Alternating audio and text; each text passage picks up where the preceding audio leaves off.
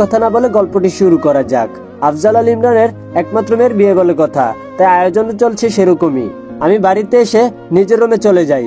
Fresh হয়ে এসে সোফায় বসে পড়ি। মাথায় একটা কথা ঘুরপাক খাচ্ছে। কেসের শেষ অবধি পৌঁছাতে পারছি না। জানি না সামনে আরো কত সত্য বেরিয়ে আসবে। এদিকে আমার বাড়ির 2 মাসের ভাড়ার শেষ টাইম হয়ে এসেছে। কি করি কিছুই বুঝতে পারছি না। কিছু একটা করতে হবে বলে রুম থেকে বেরিয়ে গেলাম। দেখি বাবা কিছু লোকের সাথে কথা বলছে। আমি পিছনে গিয়ে দাঁড়াই।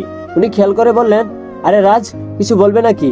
আমি বললাম, জি আঙ্কেল, আমার একটা অনুরোধ আছে। বাবা বলল, বলো।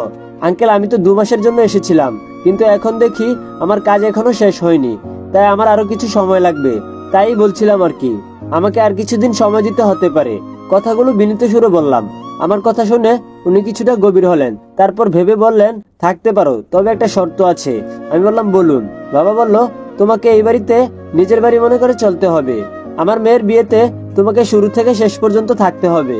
আমি বললাম, আঙ্কেল, আমি তো একটা কাজে এসেছি, তবে আমি চেষ্টা করব। কথাটা বলার পর বাবা একটু হাসলেন।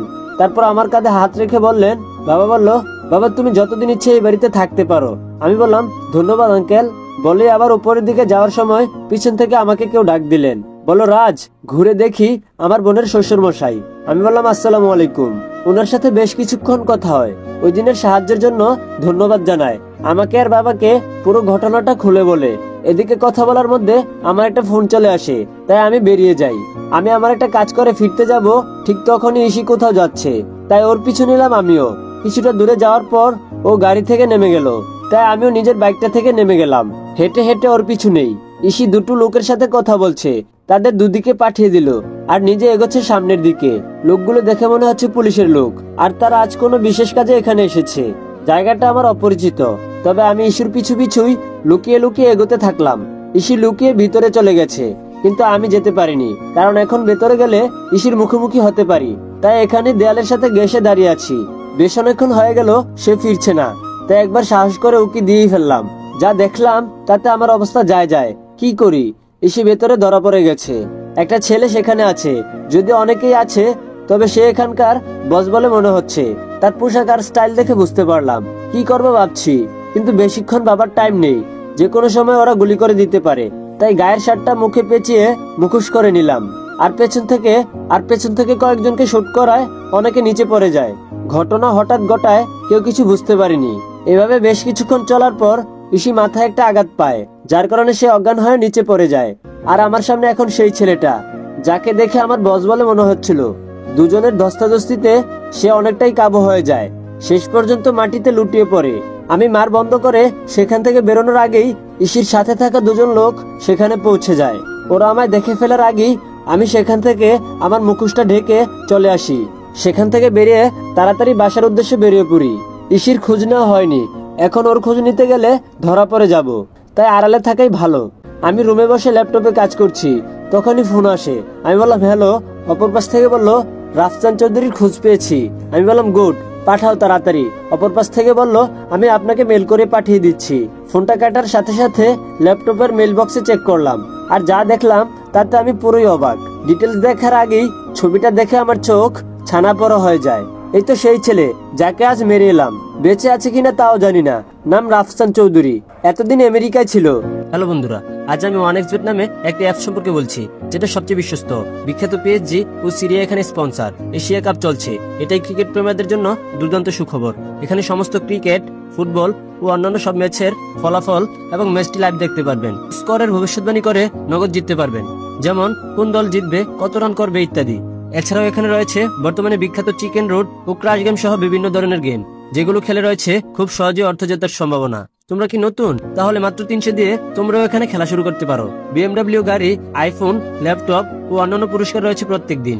তবে আমার সাবস্ক্রাইবাররা রেজিস্ট্রেশন করার সময় আমার দেওয়া প্রোমো কোড নোফায়ার ব্যবহার করলেই প্রথমবার জিততে পারে 12,000 পর্যন্ত ফ্রি স্পিন।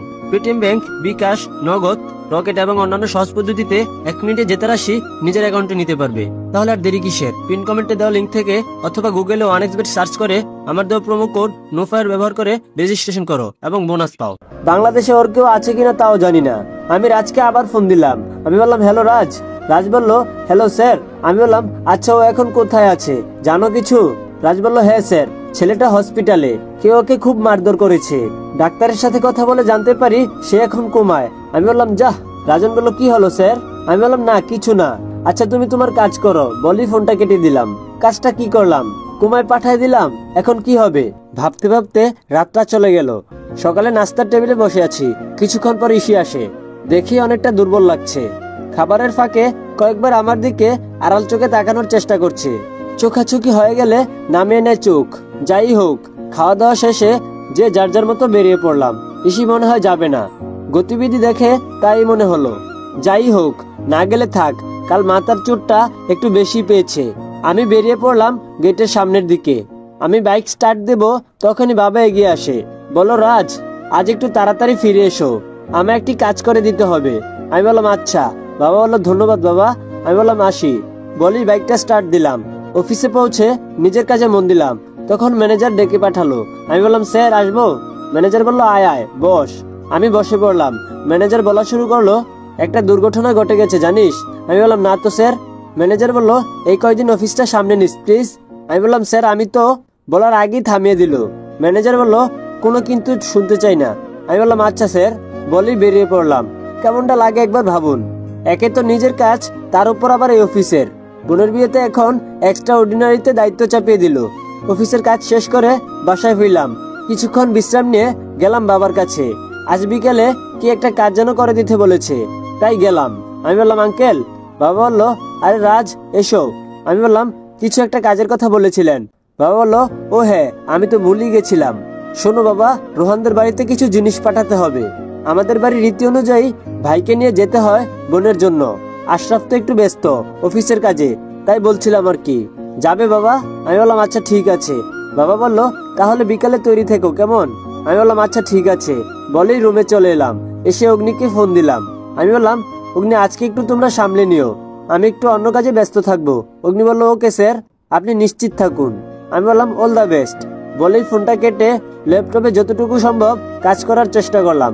দেখতে দেখতে বিকাল হয়ে গেল, তাই আমি রোহানদের বাসার উদ্দেশ্যে বেরিয়ে গেলাম। কিছুক্ষণ গাড়ি চলার পর চৌধুরী বাড়ির সামনে এসে গাড়িটি থামলো। আমার সাথে আরো কয়েকজন এসেছে আমাকে সাহায্য করার উদ্দেশ্যে। সবাইকে দিয়ে সব জিনিসপত্রগুলো ভিতরে পাঠিয়ে দিলাম। তারপর আমি ভিতরে ঢুকলাম।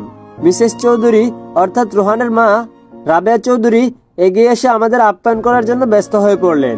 আন্টি বললেন এসে এসো, তোমরা বসো এখানে। আমি বললাম আন্টি এত ব্যস্ত হওয়ার কিছু নেই, আসলে আশরাফ ভাই একটু ব্যস্ত থাকার কারণে আমাকে আসতে হয়েছে। আন্টি বলল তাতে কি হয়েছে, একজন আসলেই হলো। তোমরা বসো বলে উনি ভিতরের দিকে গেলেন, আর আমি এদিকে উঠে চারদিকটা একটু ঘুরে দেখলাম। এমন সময় পিছন থেকে কেউ ডাকলো। পিছনে ঘুরে দেখি রোহান। রোহান বলল hi, I am Rohan, I think you Raj. আমি বললাম ইয়েস। বলেই দুজনে হাত মিলিয়ে নিলাম। রোহান বলল আশরাফের মুখ থেকে আপনার কথা শুনেছি, কিছুটা অবাক হলাম। রোহান বলল আরিশফা বলেছিল ওর আরেকজন ভাই ছিল, আদিব ভাইয়া অনেক ছোটবেলায় নাকি হারিয়ে গেছে। আপনি নাকি দেখতে অনেকটা ওনার মতো, ভাইয়ের ছোটবেলার চেহারার সাথে মিলে গেছে। রোহান এক নাগারে কথাগুলো বলে যাচ্ছে আর আমি শুধু শুনছি। রোহান আরো অনেক কথা বলল, সাথে আমিও টুকটাক বললাম। আমি বললাম আচ্ছা থাক, উঠলাম। রোহান বলল সে কি, আপনারা তো কিছুই নিলেন না? আমি বললাম এখন সময় নেই ভাই, পরে এক সময় এসে পেট পুরে খাবো। বলেই বেরিয়ে এলাম। আর রোহান ওখানেই দাঁড়িয়ে আছে আর আমাদের দিকে তাকিয়ে আছে। বেশ কিছুক্ষণই আমরা চৌধুরী ম্যানশনে ছিলাম, কিন্তু রৌফ চৌধুরীকে দেখলাম না। হয়তো অফিসের কাজে ব্যস্ত, কিন্তু এখন তো অফিসে থাকার কথা না। যাকগে, এত কিছু ভেবে লাভ নেই। কিছুক্ষণের মধ্যে গাড়ি পৌঁছে গেছে। আমি ভিতরে গিয়ে বাবাকে জানিয়ে দিলাম সব ঠিকঠাক মতো পৌঁছে গেছে। বলি রুমে এসে ফ্রেশ হয়ে নিলাম। কিছুক্ষণ বসে থাকলাম, কেমন যেন লাগছে মনে হচ্ছে। আমার অবর্তমানে আমার রুমে কেউ প্রবেশ করছিল, কেমন যেন খটকা লাগছে। তখন মনে হলো আজকে রুম তালা দেওয়া হয়নি, কে আসতে পারে বুঝতে পারছি না। কার্ড আর পিস্তলটা আমার সাথেই ছিল, তবে ল্যাপটপটা বাসায় ছিল। তাড়াতাড়ি ল্যাপটপটা অন করে দেখলাম না, তেমন কিছু হয়নি। আর হবেই বা কি করে? অনুমান করে পাসওয়ার্ড দেওয়া কারো সাধ্যের বাইরে, তাই নিশ্চিত হলাম। পুরো বাড়িতে বিয়ের তোড়জোড় চলছে। আমি কোথা থেকে শুরু করব বুঝতে পারছি না। রাফচান চৌধুরীর উপর যেই বা সন্দেহের তীরটা গিয়ে ঠেকেছিল, কিন্তু সে তো এখন কুমায়। কি করি? রোহান চৌধুরীকে সন্দেহ করার কোনো অবকাল পেলাম না। ছেলেটা খুবই অমায়িক আর ভদ্র বলেই মনে হচ্ছে। তাহলে সন্দেহ এখন কাকে করব? রাফসানকে একবার দেখতে হবে, তখন মারার ধান্দায় দেখতে পাইনি ভালো করে, তাই রাজনকে ফোন দিয়ে হাসপাতালের ঠিকানাটা নিয়ে নিলাম। এখন ঘড়িতে রাত 9টা বাজে, তাই বাইকের চাবি নিয়ে বেরিয়ে পড়ি হাসপাতালের উদ্দেশ্যে। সেখানে গিয়ে তো আমি অবাক, ইসি আছে এখানে, তবে ছদ্মবেশ ধারণ করলেও আমার চিনতে ভুল হয়নি। তার মানে হলো আরসিআর আসল পূর্ণরূপ। রাফসান চৌধুরী এটা ভেবে নিয়েছে, তবে আমার কেন জানি মনে হচ্ছে পিছনে অন্য কেউ আছে। রাফসান কিছুতেই মূল হতে পারে না। এখন ভিতরে যাওয়া ঠিক হবে না, তাই বেরিয়ে আসি। আবারও নিজের ভাগ্যকে গালাগাল করে বাইক নিয়ে সামনে এগোলাম। বাসায় যাব না, তাহলে এখন কোথায় যাব? ভাবতে ভাবতে রাতুলের বাসার সামনে এসে দাঁড়ালাম। কলিং বেল চাপতেই নীরব এসে দরজা খুলে দেয়। নীরব বলল, স্যার আসুন আসুন। আমি বললাম, বাকিরা কোথায়? নীরব বলল, সবাই আছে স্যার, ওরা রুমে কাজ করছে। বসুন স্যার, আমি সবাইকে ডাকছি। আমি বললাম, ডাকতে হবে না, চলো আমি যাচ্ছি। নীরব বলল, ওকে স্যার, বলি গেট লাগাতে চলে গেল। আর আমি ভেতরের দিকে গেলাম, আর আমায় ঢুকতে দেখে 3জন উঠে গেল। আমি বললাম, বসো বসো, কাজ কত দূর? অগ্নি বলল, স্যার আশা করছি খুব তাড়াতাড়ি একটা কুল কিনারা পেয়ে যাব। আয়েশ বলল, স্যার সন্দেহভাজন সবার উপরে সমান তালে চলছে, তবে কাউকে তেমন ভাবে ধরা যাচ্ছে না। এর মানে এই নয় যে সবাই ধোয়া তুলসী পাতা। স্যার অনেকের কাজ যাচাই করা হচ্ছে, আর অনেকের অবৈধ সম্পদ বাজেয়াপ্ত করে কুষাগারে জমা দেওয়া হয়েছে। আমি বললাম, উইল ডান। অগ্নি বলল, স্যার, সন্দেহর তীর এখন রৌফ আর রোহান চৌধুরীর উপর। আমি বললাম, না, আরেকজনও আছে। রাতুল বলল, কে স্যার? আমি বললাম, রাফসান চৌধুরী। নামটা শুনে ওরা অনেকটাই অবাক হয়ে গেল, আমাদের পূর্বের তালিকায় এই নাম নেই। নীরব বলল, রাফসান চৌধুরী কে স্যার? আমি বললাম, বলছি। তারপর আমি পুরো ঘটনা ওদেরকে খুলে বলি। আয়েশ বলল, ওহ গড, তার মানে সে এখন কোমায়। রাতুল বলল, তাহলে স্যার আমাদের কাজটা এখন খুব সহজ হবে। মেন কালপিট এখন কোমায়। আমি বললাম, আমার কেন জানি মনে হচ্ছে এর পেছনে অন্য কেউ আছে। নীরব বলল, কি হতে পারে স্যার? আমি বললাম, সেটাই জানতে হবে আমাদের। এক কাজ করো, রাতুল এবং নীরব কাল তৈরি হয়ে থেকো, আমরা কাল আবার মিশনে যাব। দুজনে বলল, ওকে স্যার। অগ্নি বলল, স্যার আমি যেতে চাই। নীরব বলল, চুপ। অগ্নি বলল, তুই চুপ, তুই বাসায় কাজ কর। আমি বললাম, শান্ত হও, তোমরা আমার কথা শুনো। কাল নীরব আর রাতুল তৈরি থাকবে, আর এরপর যেই মিশনই হবে তখন ইনশাল্লাহ অগ্নি আর আয়েশ যাবে। ওদের কাছে আরো কিছু কথাবার্তা বলে আমি বেরিয়ে পড়লাম। রাত এখন 11:30 বাজে, সবাই এখনো সজাগ, তাই আস্তে আস্তে ভিতরে ঢুকে পড়লাম। সোজা নিজের রুমে চলে এসেছি। ফ্রেশ হয়ে এসে সোফায় বসে পড়েছি। হঠাৎ কার্ডটার কথা মনে হলো। পকেটে হাত দিয়ে দেখি আমার কার্ডটা নেই। সারা ঘর খুঁজে কোথাও পাইনি। কোথায় গেল আমার কার্ডটা? কেউ নিয়ে যায়নি তো? আমি কি ধরা পড়ে গেলাম? কার্ডটা কোথাও পাচ্ছি না, আর এদিকে আমার হাত পা ভয়ে কাঁপছে। জানি না কার হাতে পড়েছে। নিচে গেলাম, দেখি ইসি সোফায় বসে আছে, বসে বসে ল্যাপটপে কাজ করছে। ওকে দেখে মনে হয় না আমার প্রতি ইন্টারেস্ট আছে, তাহলে কে নিতে পারে? তখনই পকেটে ফোনটা বেজে উঠে। আমি বললাম, হ্যালো। রাতুল বলল, স্যার আপনার কার্ডটা হয়তো ফেলে গেছেন এখানে।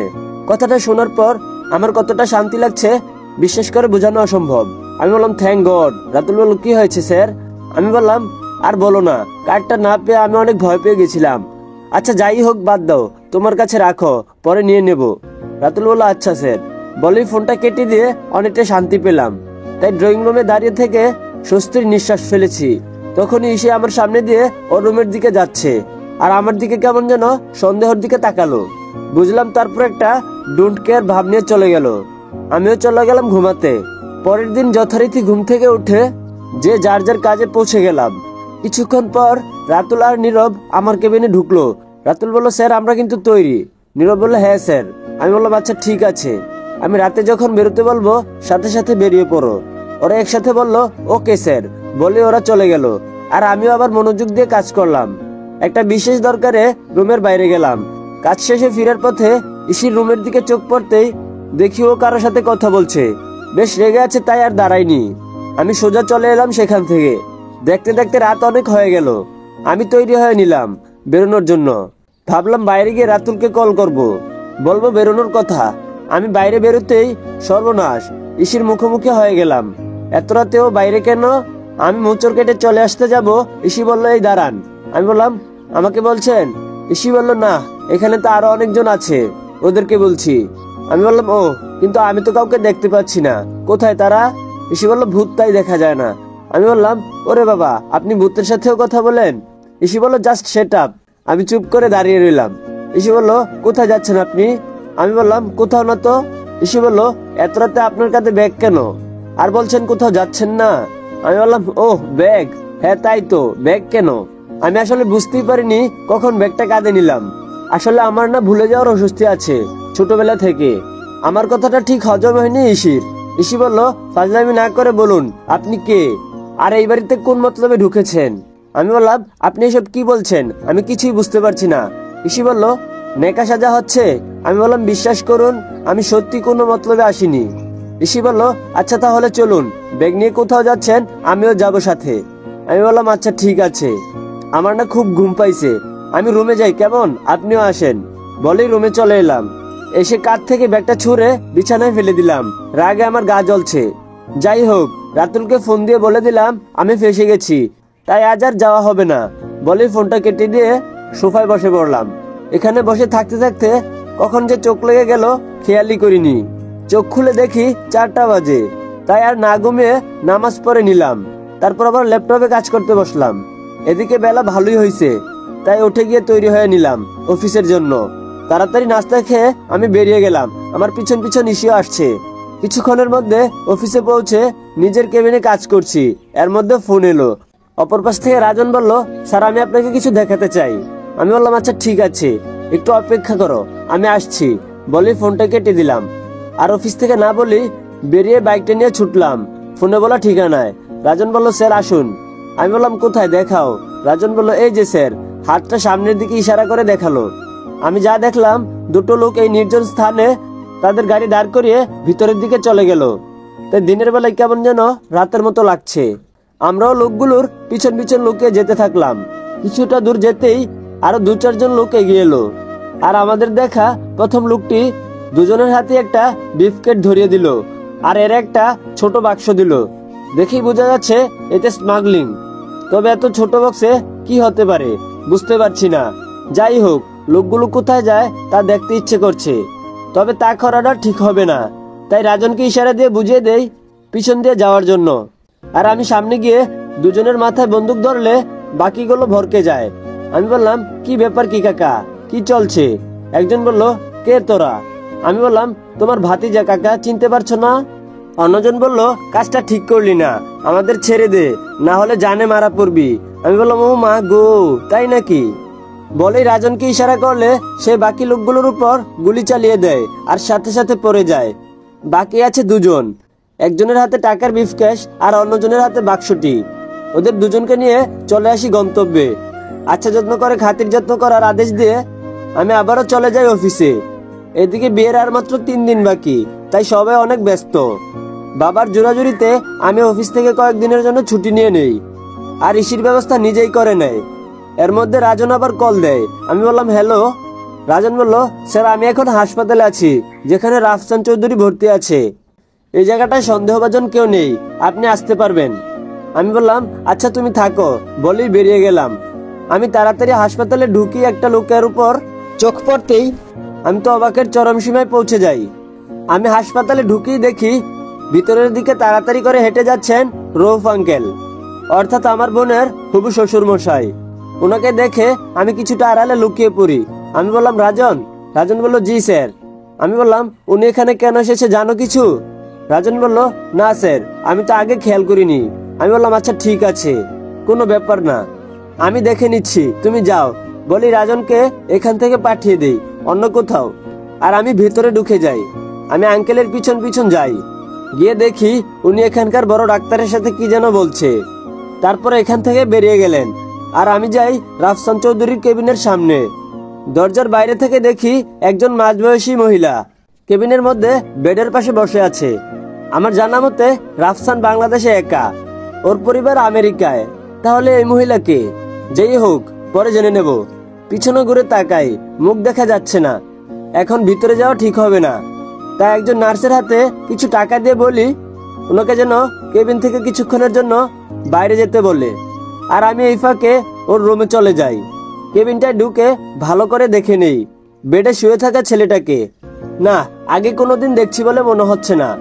এই ছেলে এত বড় ক্রাইম চালাচ্ছে, আর আমরা এত বছর কিছুই করতে পারছি না। মোটেও না, এর পিছনে অন্য কেউ আছে, আমি নিশ্চিত। কিছুক্ষণ পর আমি কেবিন থেকে বেরিয়ে এসে নার্সকে ইশারা করে বলে দেই তারপর উনি ভদ্রমহিলাকে ভিতরে ঢোকার জন্য অনুমতি দেয়। এদিকে আমি চলে আসি হাসপাতালের বাইরে। হাসপাতাল থেকে আমি সোজা বাড়িতে চলে আসি। কিছুতেই বুঝতে পারছি না লোকটা হাসপাতালে কেন গেল। বসে বসে ভাবছি, তখন সিনিয়র স্যারের ফোন এলো।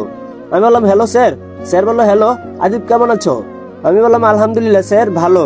আপনি? স্যার বললো এই তো ভালো। কাজের কি খবর? আমি বললাম স্যার কাজ চলছে ভালোই। এভাবেই স্যার আরো কিছু কথা বলেন ফোনে, আর ফোনটা কেটে দিলেন। আমি বসে বসে ভাবছি কিভাবে কি করতে পারি, হিসেব মিলানোর চেষ্টা করছি। তখন মনে পড়ে রাতুলের দেওয়া চৌধুরী পরিবারের পূর্ব ইতিহাসের কথা। এখানে বলা আছে চৌধুরী গ্রুপ অফ ইন্ডাস্ট্রির মালিক রহমান চৌধুরী। একটা মাত্র মেয়ে ছিল, কোনো পুত্র সন্তান নেই। আর সেই মেয়ে হলেন মিসেস রাবেয়া চৌধুরী, অর্থাৎ রোহানের মা। রোহানের মা মিসেস রাবেয়া চৌধুরী হলে বাবা রউফ চৌধুরী নন। রহমান চৌধুরী তার একমাত্র মেয়েকে বিয়ে দেন বিশিষ্ট ব্যবসায়ী রেজন চৌধুরীর সাথে। এতটুকু ভাবনার মাঝখানে ফোন চলে আসে আমার। তাই ল্যাপটপটা অফ করে বেরিয়ে পড়ি বাসা থেকে। কাজ শেষ করে সবাই ফিরে আসে। আয়াসকে ফোন করে জানিয়ে দেই আর যেন তৈরি থাকে। আমি বললাম আয়াস। আয়াস বললো ইয়েস স্যার। আমি বললাম শোনো, তোমাকে একটা কাজ করতে হবে। আয়াসকে হাসপাতালে নজর রাখার উদ্দেশ্যে পাঠিয়ে দেই। আর এদিকে আমি আঙ্কেলকে বললাম আঙ্কেল। বাবা বললো হ্যাঁ বলো। আমি বললাম আঙ্কেল আমার একটা জরুরি কাজ আছে, তাই আমাকে যেতে হবে। আগামীকালের মধ্যে ইনশাল্লাহ ফিরে আসবো। বাবা বললো বিয়েটার পর করলে হয় না? আমি বললাম খুব দরকারি কাজ। বাবা বললো আচ্ছা ঠিক আছে। আমি চলে এলাম অগ্নিদের বাসায়। আজ মিশনে এখান থেকেই যাব। দেখতে দেখতে রাত হয়ে আসে। আমি নীরব আর রাতুলকে তৈরি হতে বলি, নিজেও তৈরি হয়ে নেই। তবে আজ আমাদের গন্তব্য সেই স্কুল এরিয়ায় নয়, গন্তব্য হলো নতুন একটি জায়গায়, যেখানে আমার সাথে রাফসান চৌধুরীর ঝামেলা হয়েছিল। যেমনটা ভেবেছিলাম তেমনটা না। নীরব বলল স্যার জায়গাটা একদম খালি, কেউ নেই। আমি বললাম বুঝতে পারছি না। রাতুল বলল স্যার আমরা ঠিক জায়গায় আসছি তো? রাতুলের কথায় আমি ওর দিকে ব্রু কুচকে তাকাই, আর নীরব তাকায় চোখ লাল করে, কারণ রাতুলের কথাটার মানে বুঝতেই পারছেন, ও ওর সিনিয়রকে ভুল ধরছে। রাতুল কিছুটা বরকে যায় কথাটা শুনে। আমি বললাম এসেছি তো ঠিক জায়গাতেই, ভুল না, তবে কিছু একটা গন্ডগোল আছে। নীরব বলল ঝড়ের প্রবাস বলে মনে হচ্ছে। আমি বললাম হতে পারে। তোমরা একটা কাজ করো, মুখগুলো ভালোভাবে ঢেকে নাও, যেন কোনো অবস্থাতেই মুখগুলো দেখা না যায়। তারা দুজন বলল ওকে স্যার। আমি বললাম জায়গাটা ভালো করে ঘুরে দেখো, খুব সাবধান। বলে ওরা দুজন দুদিকে চলে গেল, আর আমি পেছনে। কিছুক্ষণ খোঁজাখুঁজির পর কিছুই পাইনি, আর আমাদের উপর আক্রমণ হয়নি। তাই হতাশ হয়ে ফিরে আসবো তখনই মনে হলো কেউ যেন ফলো করছে। পিছনে ঘুরে দেখি কেউ নেই। আমার এমন আচমকায় ঘুরে যাওয়ায় নীরব আর আয়াস কিছু বুঝতে পারছে না। ওরা আমায় কিছু বলবে তার আগেই আমার ইশারায় ওরা থেমে যায়। আর আমি কিছুটা পিছনে গিয়ে দেখে আসি সেখানে কেউ নেই। আমি বললাম কেউ তো নেই। রাতুল বলল স্যার হয়তো মনের ভুল। আমি বললাম চুপ, কথা বলো না, তোমরা খুব সাবধানে এখান থেকে বেরিয়ে যাও। খেয়াল রাখবে কেউ যেন তোমাদেরকে চিনতে না পারে। আমি কথাটা বলার সাথে সাথে ওরা ওখান থেকে বেরিয়ে যায়। আর আমি কিছুটা সামনে গিয়ে দেখি না কেউ নেই। তাই বেরিয়ে চলে আসতে যাব, তখনই চোখ পড়লো একটা খামের উপর। তাই এগিয়ে গিয়ে খামটা হাতে নেই। খুলে দেখার আগেই টের পাই এবার কেউ সত্যি সত্যি এদিকে আসছে। আর তাই খামটা পকেটে পুরে আমি সোজা বেরিয়ে আসি, একদম এরিয়ার বাইরে, যেখানে আমাদের বাইকগুলো রাখা। নীরব বলল স্যার আপনি ঠিক আছেন? বলি পকেট থেকে খামটা বের করি, আর রাতুলকে বলি ওর ফোনের টর্চটা অন করতে। আমার কথা মতো তাই করে। খামটা ছিঁড়ে সেখানে একটা ছবি পাই, আর কিচ্ছু না, তবে ছবিটা অনেক কিছু বলে দেয় আমায়। আমি বললাম জট খুলতে শুরু করছে। রাতুল বলল স্যার এটা এখানে কি করছে? আমি বললাম এটা এখানে কি করছে তা তো জানি না, তবে আর কিচ্ছু করবে না, এবার যা করার আমরা করব। নীরব বলল আমাদের পরবর্তী স্টেপ কি হবে স্যার? আমি বললাম আপাতত এখান থেকে চলে যাই, কি করতে হবে সেটা না হয় বাসায় গিয়েই বলবো। কথা শেষ করে আমরা চলে আসি সেখান থেকে। আমি ওদের সাথে ফ্ল্যাটে ফিরছি। কলিং বেল চাপতেই অগ্নি এসে দরজা খুলে দেয়। রাত এখন 3টা বাজে। আমরা ভিতরে ঢুকে দেখি আশপাশি সোফায় হেলান দিয়ে বসে আছে। দেখি বোঝা যাচ্ছে আমাদের জন্য কতটা টেনশন করছে।